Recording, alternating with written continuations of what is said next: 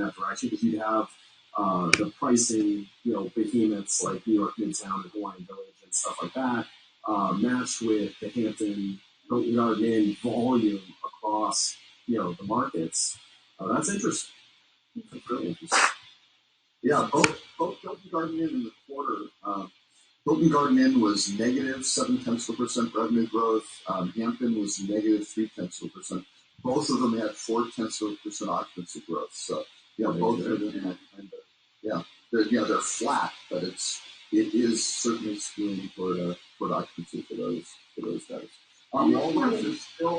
Waldorf is flat on occupancy, and up 3.7% on ADR.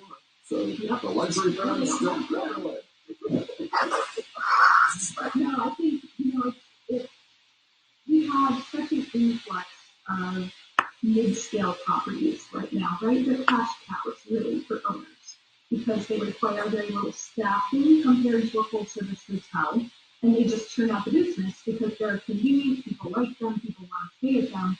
But it's a shame that in these environments, they're spending so little on revenue management. I have been asked the question probably 5 times a week this year. Why can't you match the pricing of the brand's revenue management center with your service? I'm like, well, because my revenue managers are paid way too much money, and that would put us in the hole. Like, as a business, we can't do that because we're focused on the quality. And they're, the brand revenue centers are great for hotels that, have pretty consistency. Your suburban, your roadside hotels, all of these are good targets probably for brand revenue management because there's not a lot of fluctuation in our markets. But when you're looking at the cash cow, you've got to invest a little bit more and look further out than 90 days and spend more than 2 hours a week on revenue management, which is all they really give their revenue managers time for because of the size of their portfolios. So when we come in, we will not contract anything less than 7 hours for a limited service hotel because we don't feel that we can move the needle in less than 7 hours because it takes that long to implement a strategy that's more than just let's change some bar rates in the next 30 days. I'm the evil person on the other side of that because it is taking candy from a baby when I want to take market segment from those people because they're so sluggish, if even aware of what they're in the market space of, and it is so easy to just take stuff from them. That's indicative of who owns the asset. I mean, you call that asset, under investing in that, but that's because most of the people who buy that asset and why they're drawn to that asset is yes, its ceiling is lower, but its floor is substantially higher, which makes it a great buy for a real estate investment trust because it does not require the efforts of an MVP employee to have it perform consistently and well. And so there's always that type of opportunity that creates is like you said, Lauren, you can look, and if you're competing with that type of owner on that type of property, your ceiling is going to be substantially higher. But don't forget, your floor is way lower. Mm-hmm. Yeah. If you get hit by a bus or you're wrong on the things you're doing, you actually can tank the whole year's performance being wrong enough. Yeah. So there are certain weeks, certain days, certain months, you may completely mop the floor with that product because you took advantage of their sluggishness. But at the end of the year, the turtle won the race. Mm-hmm. Yeah, they'll still exist. I'm not killing their business. I'm just taking what I want. Yeah. and what you have to work with. Yeah. But from Lauren's perspective, you've got 5 or 6 competitors where you've targeted it by channel and go, you know what? I can pluck this here and that there. And that's what we do. That's what you do, right? Yeah. And you're great. They don't really notice, maybe, because they're looking at it. They're looking at the bottom line of this flat out RevPAR and nothing else, right? Mm-hmm. And that's their metric. They're going home and getting their bonuses on. So because they're investing on a 30-year arc. Yeah. Mm-hmm. Well, and then the other ones that are easy to poach from are those that believe that build it and they will come. Brand is everything. I have nothing to worry about, and I can walk into their door and take people out of their lobby any day of the week too.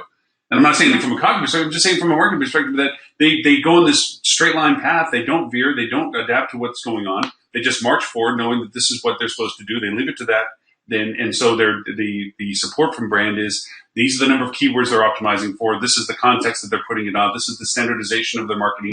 And you just walk around and cut between the corners and say, I'll take this part out. I'll take this part out. But Lauren, when you hack their Google, their Google for Business. Okay, that was a little far this time. I did step over the line a little bit.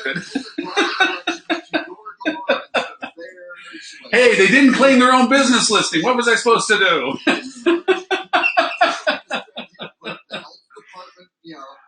Complaints and things like that. I mean, they should have bought the domain myhotel-com. They didn't buy it. Who was going to use it? It was just sitting there. No. It's active reputation management, just not your What's that? Beg for forgiveness without permission? I don't know. Whatever that term is. Hey, the health department's letting us reopen. We're running a special. This feels more like the regular show. Oh, yeah. So what other great topic? We have a few more minutes left. What other great topic we don't want to miss? You guys pick the topics. That's fine. I read along to this stuff. I only read the rut res. Well, yeah, but we have to do those last. We have to do those last. That's You'll yeah. find people hang in for 2 hours of the show just to see what the rut is going to be. It's a whole strategy. There you go. You got to keep that hook there. Yeah, right. It's at the tail end. Hopefully something interesting will happen at some point. We'll wait to see if it happens at the end. Well, I was reading through the articles and I really did find one thing interesting when we were talking about the global top brands, right? Where you've got Google, Amazon, and whatnot. So I just want to read this quote to you real quick from this article. Which article was it? This is the one on brands, the global leading brands. I think it's your first article on the list. Oh, okay. Yeah. He doesn't read it. He just I think just somebody referenced the pretty pictures on one of the shows. Yeah, I get it. No, but the world's most successful brands are those that have placed customer centricity and digital transformation at the heart of their strategy and innovation. Companies that invest in platforms to deliver this will be those that win in the future. Does anybody else think this sounds like hospitality? And yet there's no hospitality companies on this list. You know why though? Because all the big ones who would have enough scale to be that no longer are in the hospitality business. They all moved away to become franchises. What a shame. You used to have Marriott, Hilton, when they owned all their assets and they were hoteliers first in their decision making, they would have stood a chance of being up on this, but it no longer aligns with the business goal. The business goal is minimum viable effort and spend to sell franchises. Yeah. It's just a shame to me that, the very definition of hospitality, it feels like, has gone out the window in many cases in what we're doing, what the brands are doing. And so that just really stood out to me as a little stab in the heart. You're in good company of kindred spirits. We all feel the same way. Create a vacuum that will get filled. Yeah. We will see this phase of our industry is where we will see the resurgence of hospitality among some level of the industry, and it will. We have it Airbnb, and we've already seen it. Fair enough. Yeah, and Stuart wasn't even here for us to mention Airbnb. The hostel space, a lot of those groups are doing amazing stuff. Some small boutique, they call them boutique. There's an article on what's a boutique, right. But the ones that are very small and guest centric, guys like Graduate Hotels, things like that. The innkeeper mentality. Mm-hmm. Absolutely. VRBOs, things like that. Yeah. And the term I've coined for it is you've got hospitality and you've got hospitality, which is kind of the hostile guest attitudes, which are like resort. I've heard that. Things like that. Robert made it. Robert, that's his coined phrase. That's a good one. He mentioned it on last week's show. Yeah, he did. Yeah, Holly, I thought you were watching. I must have tried something. Violently throwing up after Okay, I have to interrupt while we're on the topic of new words that should be in hospitality's vocabulary. Just this morning, one of my analysts came up with operancy. Operancy? Which came from, yes. So I was shopping on Hotwire to try and get some information about a market, right? And I realized that when you're going into these secret opaque hotels, they're saying it's going to be, for sure, like we can't tell you what hotel it is, but for sure it's going to be one of these three very specific names. One of these three hotels, and you can link to their profile if you want to take a look. Then it says, show me a picture of this hotel. They said, we can't tell you the name of this hotel, but here's a photo of their guest room. Right. I'm sorry, but when you narrow it down to three, I'm going to figure out what hotel that is. No, you don't even have to go that far because they have the TripAdvisor, and this is my wheelhouse. So they show you the trip, but now they are showing, for not all of them, and I'll make a point at the end, but they're showing the number of TripAdvisor reviews. So when you have the blended list of the opaque properties with the others, you go, oh, I'll have the one with the 4,218 reviews that looks like it's $30 a night less. Yeah, I think that's it, because they can't get around that. And I've spoken with a particular individual and that they are experimenting all over it. And it comes down to a point is what is in these OTA agreements, right? You know, of the level of opacity, but it also comes into Expedia is getting very aggressive on using packaged rates in sequential purchases, right? So you bought the air, and then a week later, you're eligible to get a deal on the hotel. Well, all they're doing is using the package rate. So there's this big, 20 point, 25 point, margin opportunity because, again, they're absorbing all of that, what the hotel thinks is going to translate to consumer benefit. It is translating into intermediary margin, right? Because the agreement is not well written, and still a lot of the major brands aren't prohibiting that. And none of the major brands are aware of what Hotwire is doing. They've been doing it for at least 4 or 5 months. I like the term, though. The term sticks. It wasn't even that. You have to remember the marker that did it was the Hotwire star rating. So, I mean, 9 years ago was the first time I discovered that. And I went, because I was going to Rome. And even though we had quite a few customers in that market, none of them, the market was hot at that time. None of them, had anything that I could take as an acceptable rate. The lowest I could get was €190 a night. And this was at a time the euro was substantially stronger against the US dollar. I went on Hotwire because I was desperate. And I was like, wait a sec. You can say star level that you'll bid on. So I just pulled their non-opaque business, looked in the neighborhoods, what star levels they had, and then went on the opaque bidding site and just did a bargain basement bid for a 4 diamond. I ended up getting the Intercontinental at the top of the Spanish Steps for $99 a night through the opaque site. And then from that point forward, I was like, well, that's the jam. You don't even have to know the star rating. You just need to know how it translates on Hotwire. And is there an acceptable hotel in that star rating that I'll take for saving money? And then they'll match me if one takes it. And so I've done that to quite a few, but it's big group houses that fall victim to it because they end up using the opaque heavily discounted to shield group requirements. So they can't put it out online, but they need to fill the rooms. So it's always, every time I've been able to take advantage of it, it's against a branded large group house. Yeah. That, however, is a fabulous term. Apparency. I love the term, yeah. By the way, Lily Stephanie Smith goes, woo-woo, on LinkedIn. So there you go. Stephanie Smith had a beautiful article that just came out this morning, by the way, in the HSMEI Insights newsletter. So you should check it out. Will do. All right. Well, we have time for the Rutrows and then closing statement because I went over. I cheated. I went over and kicked us back on live on LinkedIn after Ren expired out. I dropped us back in again just because I could. New toy. Got to use it anyway.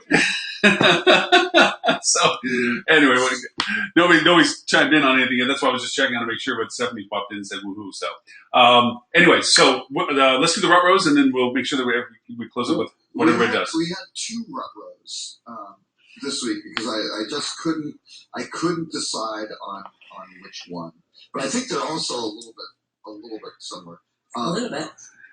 Yeah. Well, the first one is you're very easy to track down even when your data has been anonymized. And there's a nice little tool in this article from Technology Review, which basically says, you put in a little bit of information and, look.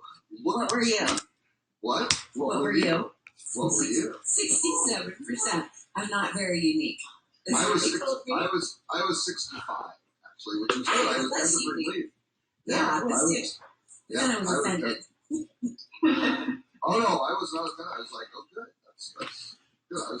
I was worried that I might be like 90 or something like that. Yeah. Now again, I don't think these guys are using black hat methods like Lauren's tool set to figure this out. I'm painted as an evil person. The article was in fact pretty alarming. Yeah. Oh yeah. At this point, to be completely honest, I've just sort of given up on the whole thing.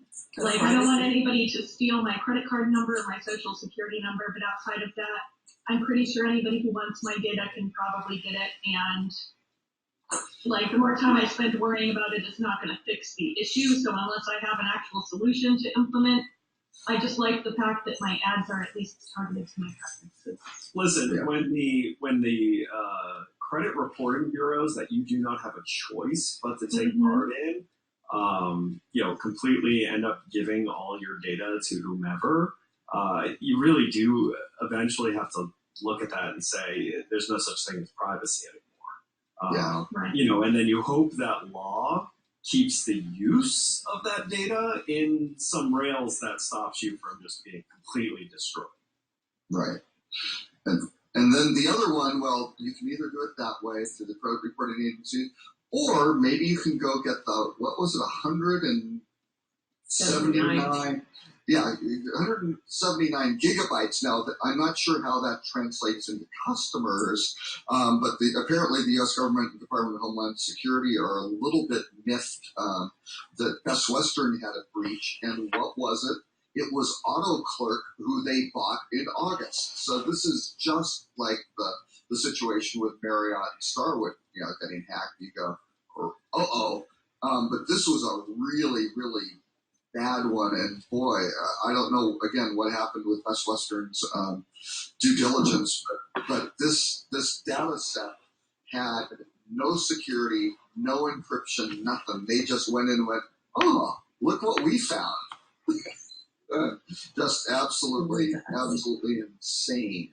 Yeah, but it was hosted on AWS with no security, an open database with all that information. And you go, and it goes back to how all does that the not track down in due diligence? I don't know. Well, because it goes back to all of the technology talking to one another and no one taking ownership of who's responsible for that. That's how this breach happened.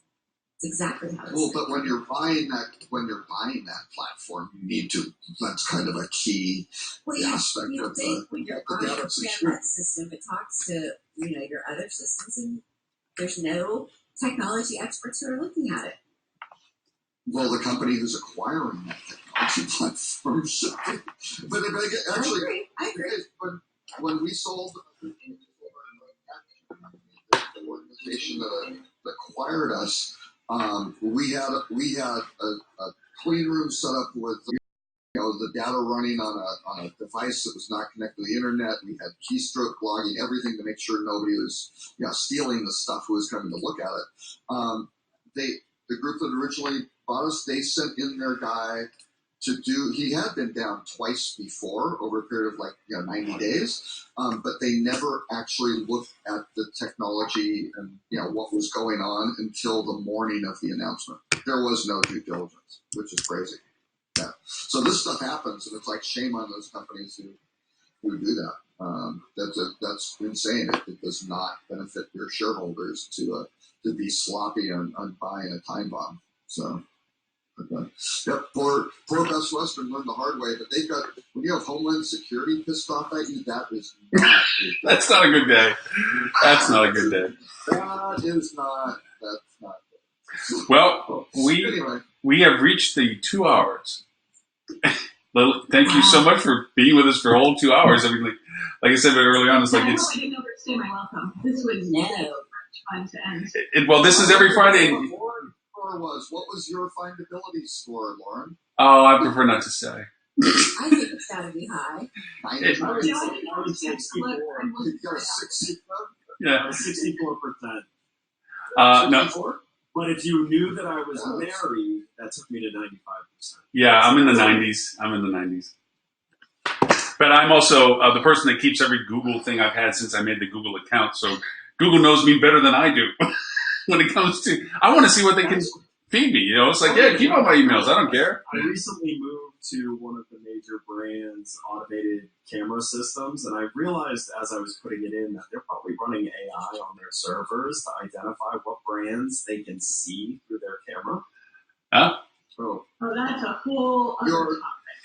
Yeah, your expressions of what's happening when you're using certain brands. Well, not even that. It doesn't matter. The fact is they're selling you cameras, and they really want you to buy the indoor ones. I only use the outdoor ones that point outwards, but they want the indoor ones because they want to peek into your kitchen and they want to peek into your living room. They want to see what brand television you have and what cable service you have, and AI can identify all that. AI is going. Is that Raisin Brand or? Hey, I've already noticed in the sense, and this is very true. I have the Nest thermostat and everything, and I have everything all tied together with Ring and so forth. And I will see air filter for air conditioning air filters On Amazon? On Amazon about the time my filter's ready to be replaced. Yeah. Well, just being used. I have to run. Yes. Well, thank you for all the time. Yeah. Please come back. This was great. Yeah, anytime. I would love to come. You have a standing invitation to always be back and join us whenever you like. As you see, we can have 6. And actually, when we go onto the new platform, we can have 10. So you can bring friends.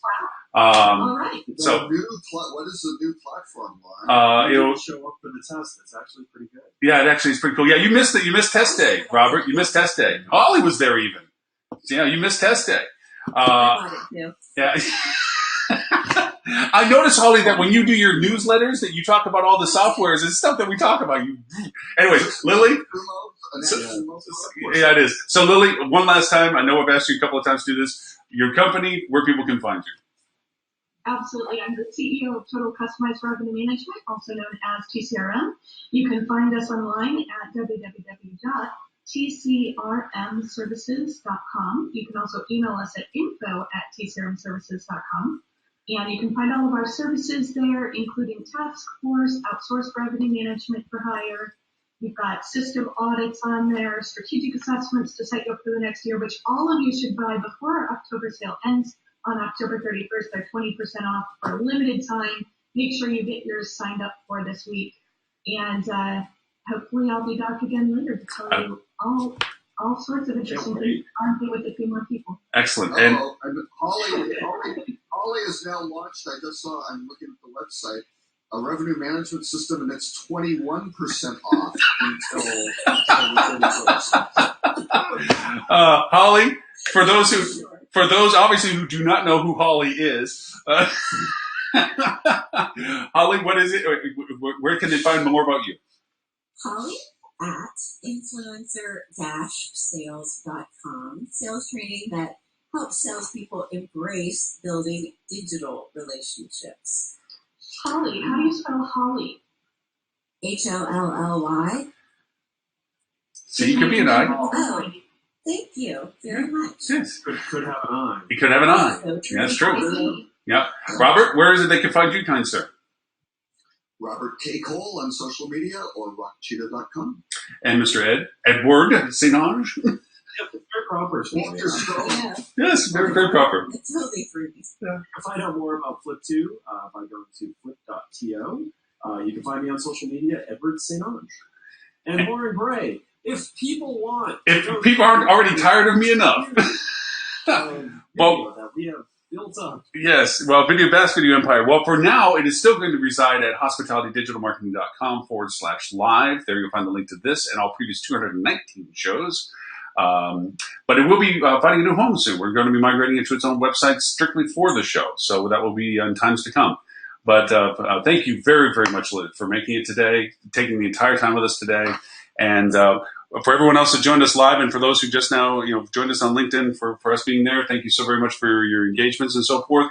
All the show notes and all the articles that Robert generously provided that we didn't get to will be in the show notes on all the platforms. You can go back and take a look at the entire agenda point. And these will be all rebroadcasted again at more reasonable times next week on APAC, HSMI's APAC and HSMI's EU Facebook platforms, as well as Instagram TV for all three.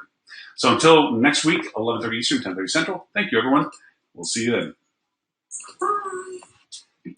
Thank you. Good job. Look at that.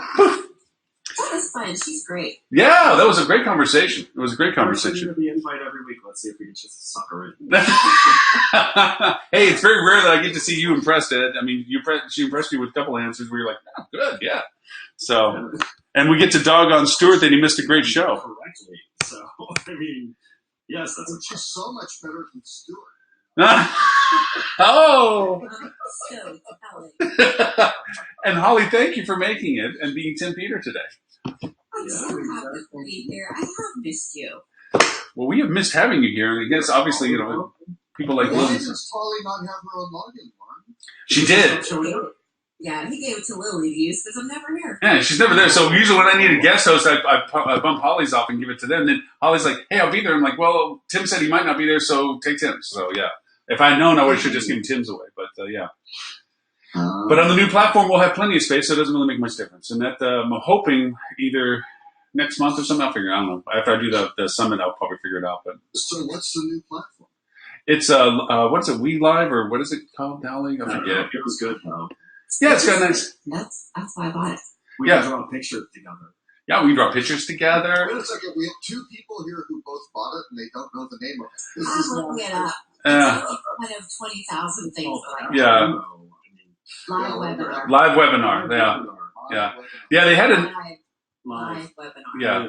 Live webinar. Live. Yeah. So, yeah, they threw another platform up there, but they charge tickets and participation. I'm like, hell no. By the way, you'll all appreciate this. My wife the other night was complaining to me that Lauren keeps sending her all these different apps, and every time she looks at them and looks at the reviews, she's like, they all have horrible reviews. Ew. I said, you responded to them. That's the problem. Yeah.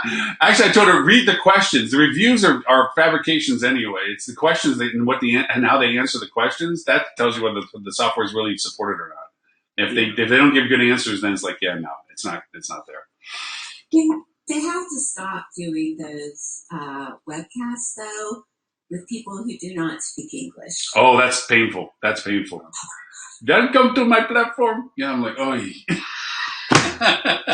was a French guy who I loved listening to him, but I didn't understand a word he said. No, Robert, did you get your phone? I did get my phone. Woo! Pixel 4. Finally, they found that it was my phone went missing from FedEx because it basically because there was a change. I had a delivery hold. I was recommended by FedEx to do a delivery hold, and it got into the tornado impacted phones, so it went off the grid of not getting scanned. So I have the new